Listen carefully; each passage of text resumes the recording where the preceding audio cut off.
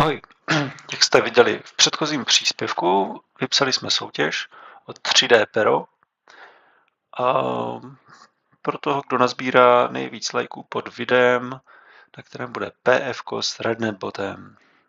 A protože by to někoho mohlo odradit, že to je jako složité nebo tak, rozhodli jsme se udělat videonávod. Jak na to? První, co potřebujete k tomu, je ten RedNetBot. Obrázek si stáhnete na našich stránkách rednetcon.cz. Když trošku zaskrolujete dolů, je tam rubrika soutěž o 3D pero s popisem toho, co po vás chceme, a pod tím jsou obrázky RedNetBota. Na něj stačí kliknout pravým tlačítkem a vybrat uložit obrázek jako a stáhnout si někam do počítače, kde s ním budete dál pracovat. Potom si vyberete nějaký AI nástroj. Já jsem na to šel, takže se mě nechtělo za nic platit. Samozřejmě po vás taky nikdo nechce, abyste něco platili.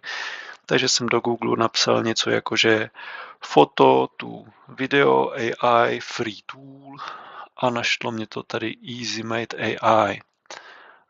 Tam jsem si v menu vybral AI image video a potom teda AI video, kde se vám zobrazí nějaký takovýhle rozhraní, kam nahrajete svůj obrázek, RedNetBota, vypíšete prompt, napíšete, že chcete humanoidního robota se zářícíma modrýma odleskama v nějaké futuristické místnosti v noci a bude tam nápis šťastný nový rok 2026. Samozřejmě AI to žere hlavně anglicky, ale můžete si pomoct jinou AI nebo nějakým překladačem, napsat si to česky a pak si to nechat přeložit. Pak už jenom kliknete Generate. Konkrétně ten EasyMate vám dává 30 kreditů. Jak vidíte, můžete si za 20 vygenerovat video, takže je vlastně jedno video zdarma. A až se to vygeneruje, tam vedle tlačítka Recreate po pravé straně taková šípečka, tím si to stáhnete a máte uložené video vygenerované AI s RedNetBotem a podle vašeho popisku. Snad. A protože ten nástroj, který jsem použil, vygeneruje jenom obraz, nemá zvuk, tak je potřeba ještě vytvořit zvukovou stopu. Buď si můžete namluvit do mikrofonu přes sluchátka, a nebo já jsem si to nechal přečíst jiným AI nástrojem. Použil jsem tady Speechify. Tam jsem napsal jednoduše přeji super rok 2026, čau.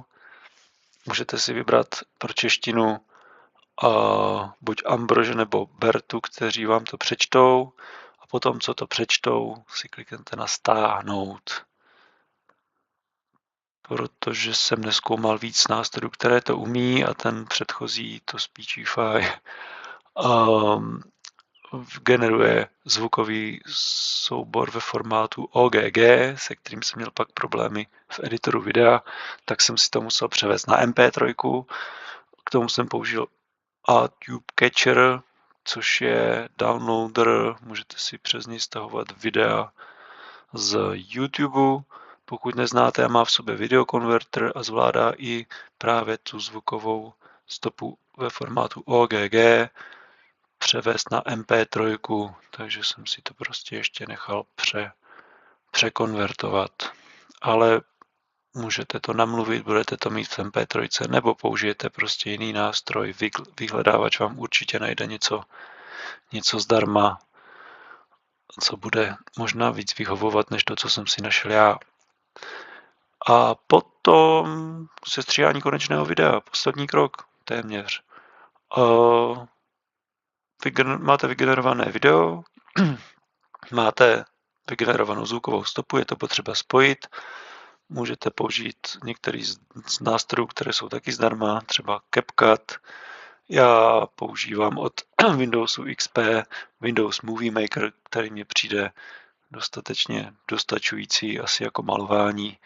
a podobné nástroje od Microsoftu. Takže jsem to dělal v tom.